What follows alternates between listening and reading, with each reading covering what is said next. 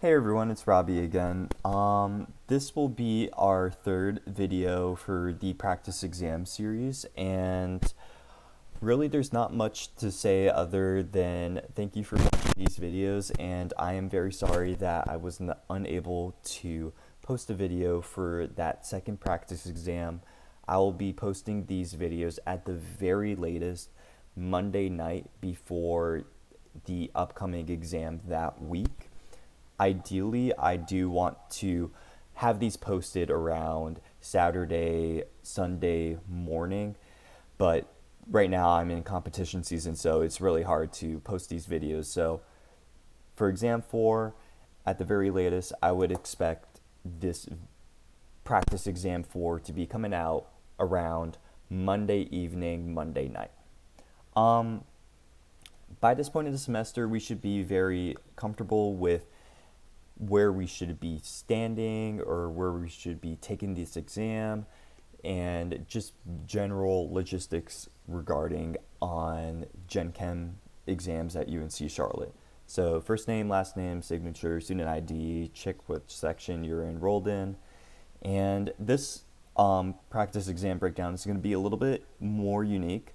I will be splitting this video into two parts. This first part is going to be the free response questions, and then the second half of this video will be Corey Smith taking over the multiple choice questions. Corey Smith is one of our TAs, and she is amazing, and yeah, I just wanted to advertise that, it's not just me having office hours, it's Corey, it's Dr. Alla, it's Hira, it's all the TAs that are found in the syllabus. So please utilize these resources and I would discourage the use of like ChatGPT or Gemini to answer these questions on the practice exam, because I have found that there has been some slight confusion when students have been reaching out to these resources to kind of explain some concepts that they may not have a great grasp on as compared to like going to an actual office hours. All right. As always, I recommend to start with the free response questions and go to the multiple choice questions. I won't go into my spiel about it because you probably hear it like a million times from me. But for the beginning of the exam, before you even start, I recommend just annotating your exam information sheet. And for this exam, I would just box this section of the equation chart, and I would also add pH plus POH will always equal 14. This is very important, just if you want to convert between pH and POH. I would also note that this pH plus pKa plus log base over acid, that's a Henderson-Hasselbalch equation. We haven't gone over this for exam 4, so that was an error on my part. All right. On top of that, I also want to highlight that the Kw expression is something that you do not have to memorize. It is given to you. On the flip side, there is a chart of strong acids and strong bases that you do have to memorize. I would very strongly recommend at the beginning of the exam just brain dumping all the strong acids and strong bases so you can refer to them throughout the entire exam. I would also just add these larger arrows so you can better see which acids are stronger and which bases are stronger, or which conjugate bases are stronger. All right. Starting off with question 16, we are basically testing your ability to make a conjugate acid or a conjugate base of whatever. So for part A, we're asked to make the conjugate acid of NH3. So if we're making the conjugate acid, NH3 has to act as a base. And I do want to bring up, usually NH3 or anything that has nitrogen attached to hydrogen in organic chemistry and even biochemistry tends to act as a base. This isn't always true, however, for 99% of the time in biology and chemistry, and definitely for Gen Chem 2, we're going to say that NH3 is going to be acting as a base. So, as a base, what does it do? It has a lone pair and it donates it to an acid. When it donates that lone pair to an acid, it takes a hydrogen and the formal charge of the overall molecule will increase by 1. So NH3 is written here. We add a hydrogen and increase the formal charge by 1. And this will be the resulting conjugate acid of NH3. This can go backwards and donate its proton to another base and become NH3. Very similarly, conjugate base of nitric acid. Call back to Gen Chem 1, you still have to know what nitric acid is or how to name acids. To make the conjugate base of nitric acid itself will act as an acid.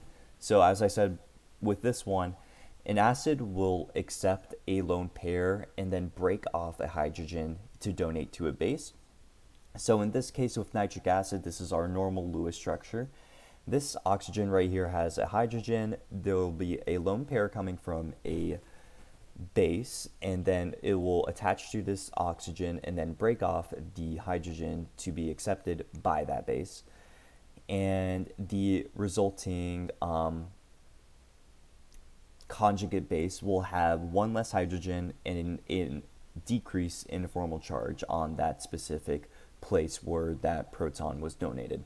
So instead of having one oxygen with a negative formal charge, you'll have two oxygens with a negative formal charge with a net overall charge of -2 compared to -1 here.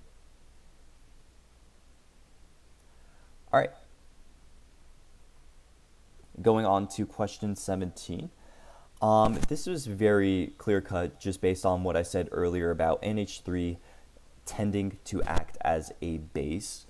So for question A, it's just asking us to write the balanced chemical equation, heavy emphasis on balanced. So gaseous NH3 is placed in water, gas is NH3, H2O is always going to be a liquid, it's never going to be aqueous. And for this exam and for the rest of Gen Chem or any chemistry class, you'll have to use these equilibrium arrows. Since NH3 is usually going to be acting as a base, you're going to give it a proton and increase the charge by 1 to make this conjugate acid of an NH4, which we just did right here. And then since water is acting as an acid, its conjugate base, hydroxide, will have one less hydrogen and a decrease in formal charge. Both of these will be aqueous. For part B, very similarly, NH3 still acting as a base. And then we have nitrous acid acting as our acid. Both are going to be aqueous and it's going to be in equilibrium. Again, NH3 is going to accept that proton and increase by +1 in formal charge, and it's still going to be aqueous. And then the acid here will donate its proton and rather accept a lone pair and then donate the proton to its base, decreasing the formal charge and removing one hydrogen for NO2 minus. All right. Pretty simple so far. So question 18 is also a very straightforward question if you realize that barium hydroxide is one of our strong bases. So just to refresh, our strong bases and strong acids are going to fully undergo the acid-base reaction. So for this question, we use the equilibrium arrows. While there still is an equilibrium happening, it strongly favors this product side. So if we have 0.4 molar of barium hydroxide, since there's going to be 2 hydroxides for every barium hydroxide, the overall concentration of hydroxide will not be 0.4, but rather 0.8 molar of hydroxide. Then we just look at our exam information sheet and see that if I needed a P of anything, in this case POH, it's just going to be the negative log of whatever we have, or whatever concentration we have. Since we have a concentration of 0.8 molar, our POH calculation is going to be negative log of 0.08, which is going to result in 0.09619, goes on for a while. Reminder of our log rules. How many sig figs you have in this X position here, or whatever is within the log, is how many decimal points you have to go after the resultant logarithm. So if I had 3 sig figs here, the amount of sig figs would be 0.0969, with the sig fig ending at the 9. Since we only have 1 sig fig here, we have 1 sig fig after the decimal point for here. Since we're looking for pH and not POH, we have to realize that POH plus pH will always equal 14, and then solve for pH. So 14 minus POH will equal our pH. In this case, it will be 13.9. And remember our addition, subtraction, sig fig rules, so we'll end at that 10th place. Alrighty.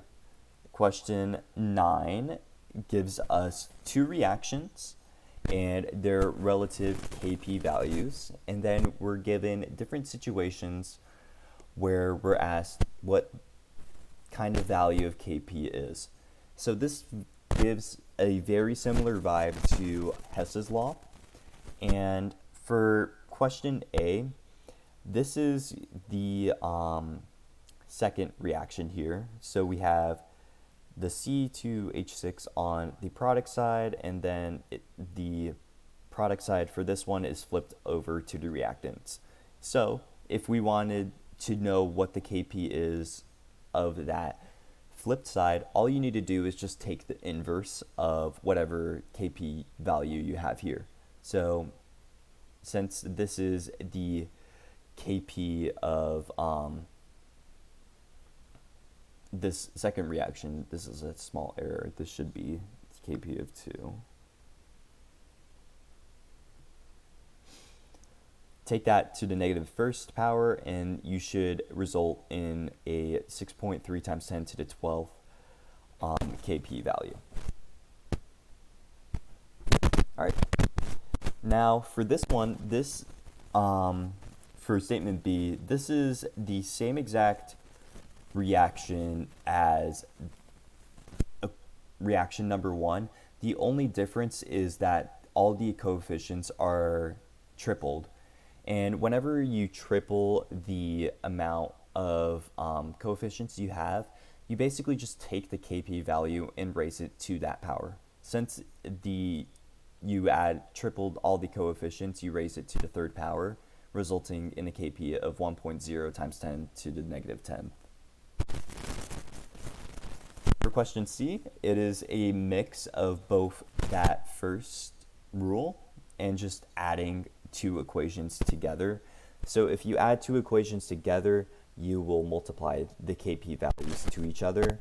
And this equation specifically has the regular second equation as is, I think I flipped these Kp values.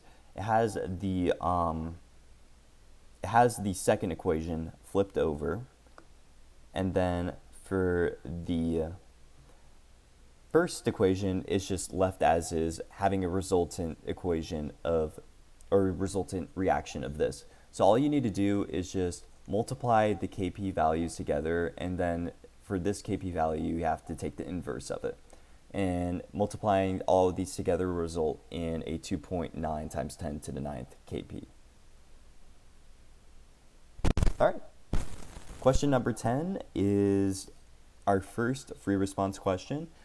Just a bit of a reminder, with these free response questions, it makes it so much easier for Dr. Outlaw to grade these exams quickly and efficiently if you keep your work legible and also very clear on what your answer is. All right, So question 20 states that a chemist makes an aqueous solution that initially contains 1.5 molar of calcium ion and 2 molar of strontium ion at 25 degrees Celsius. Once the reaction below reaches equilibrium, what is the concentration of each ion? And then it just says all the normal rules for a free response question in any general chemistry class you'll take. So you're given a equation and, well, not equation, you're given a reaction and you're given the equilibrium constant of that reaction. So as always, you'll have to make an ice table. So our initial concentration of strontium will be 2.00 molar, and our initial concentration of Ca2 plus is 1.50 molar. We do not include any solids or liquids within our ice table calculations, and the only reason is because their concentrations never change. While on the flip side, aqueous solutions and gases have concentrations that can change. So for calcium and strontium, those solid forms of them, we will not consider for this ice table, only the ion forms of these. All right, so as you can see on my ice table, I have the plus x and negative x, and the way to figure out which side is favored is by calculating our QC value. Our QC calculation is the exact same thing as how we calculate Kc, and it basically shows us what point of the reaction we are at and what side should be favored. So at this point, if we have 1.50 molars in the product side and 2 in the reactant side, we have a QC value of 0.75. And since that QC value is much higher than our normal Kc value, this means that our reaction needs to proceed towards the reactant to achieve equilibrium. So let me just draw a big arrow to signify that it needs to go to the reactants. So anything on this side will have a plus x value, and then anything on this will have a negative x change. So for the equilibrium, it will have 2.0 plus x and then 1.50 minus x. Cool. Once you realize that, you can just plug in your Kc value and solve for x, which I have done here. And you should result in the x being 1.21. Let me underline where the significance ends on that one right here after the decimal point. 3 goes on for a while. Then just make sure you're answering the question on the concentrations of our ions after equilibrium is reached. So all you need to do is just plug in x to these equilibrium expressions and you should get these values.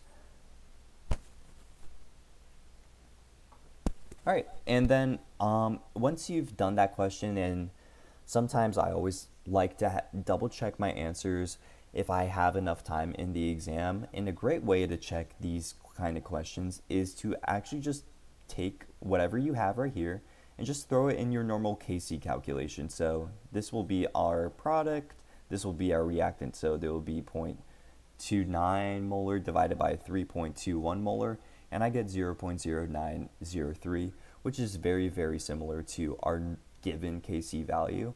And the reason why there's a slight difference here is just due to the inherent rounding error we get from significant figures. It's not perfect, and if you want to optimize this, please take analytical chemistry. All right, last question of our free response questions before we hand it off to Corey. We're given we're asked to calculate the pH of 0.75 molar of sodium hypochlorite solution, and we're given the Ka value of the conjugate base of hypochlorite. All right, so you might be kind of lost here on what you need to do for this problem, and I'm going to try to break it down in the simplest way possible. So sodium hypochlorite is one of our strong electrolytes. It's going to dissolve within an aqueous solution just given by this solubility rules over here. So it's going to fully dissociate, and the sodium is not going to do any kind of acid-base chemistry, while the hypochlorite ion will act as a base. And you can kind of confirm this with this table over here, where we have a lot of conjugate bases of the polyatomic ions that we learned in Gen Chem 1, where these can act as bases and donate a lone pair and accept a extra hydrogen, and this is true for hypochlorite ion. So this hypochlorite ion is going to be within this aqueous solution, and it's going to react with liquid water, having an equilibrium with its conjugate base and hydroxide. So, okay, cool. Now what do? Well, we're given the concentration of hypochlorite ion just by given this initial concentration of sodium hypochlorite. It fully dissociates in the solution, so whatever concentration you have here, you'll have in this initial box for hypochlorite ion. And then all the other information we cannot figure out. This will always decrease, and these will increase, and equilibrium will stay at 0.75 molar. Now, I do want to bring up the rounding assumption. There has been some kind of confusion that I have seen both in class and office hours about what the rounding assumption is and how we can utilize it for acid-base chemistry and ice tables. All you need to do is just take your initial concentration and divide it by your Kc value or whatever K value you have, and make sure it is above 100. Then whenever you figure out X with your rounding assumption is true, you just take the X and divide it by your initial concentration and times it by 100%, and you have to make sure that it's less than a 5% error. So, going on with actually solving for X, our issue right here is we have a Ka value. And for this actual reaction, in acid-base reaction we have right here, this will result in a Kb value. This will be Kb if we have our products over reactants. I don't know why it's not letting me do that. All right, so what should I do to figure out Kb? Take a look at your exam information sheet, and it's written right here where Ka times Kb will always equal Kw. So you can just solve simply for Kb, which is just Kw divided by Ka, and you'll get your Kb value, and this should be roughly 2.5 times 10 to the negative 7th. Then from them, you just solve it like a normal ice table where you have your products, which is x times x, which will yield x squared, divided by 0.75, which is our equilibrium with the rounding assumption. So this negative x won't have a tangible impact on equilibrium. Then just solving for x, you should get 4.33 times 10 to the negative 4th. And then this is where you should check your percent error and make sure that it's less than 5% to just make 1,000,000% sure that your rounding assumption is valid. So since you got 4.33 times 10 to the negative 4th, I just plugged that into my calculator, times it by 100%, and I got 0.058%, which very much clears the overall threshold of the rounding assumption. And honestly, if you just see anything below 10 to the negative 5th, for like 99% of the time, it's safe to assume that you can use the rounding assumption within that equilibrium problem.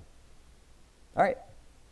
So from then, since we know that x is 4.33 times 10 to the negative fourth, we have a value of hydroxide that has an x value. So our concentration of hydroxide at equilibrium is 4.33 times 10 to the negative fourth. If we want to figure out POH, we just take that concentration and take the negative log of that, and we should get 3.36 underlined on that second sig fig right here. And to figure out pH, it's just simply 14 minus our POH, just given by pH plus POH equals 14. And you should get 10.64. And then, yeah, rounding for sig fig rules, this should actually just be 10.6, not 10.64.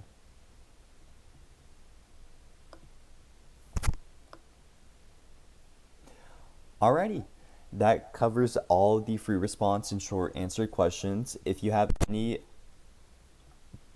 confusion with these explanations, please come to my office hours on Wednesday, come to anyone's office hours in general, or you can email me, and that email is found in the syllabus. Alright, I'll leave you off to Corey.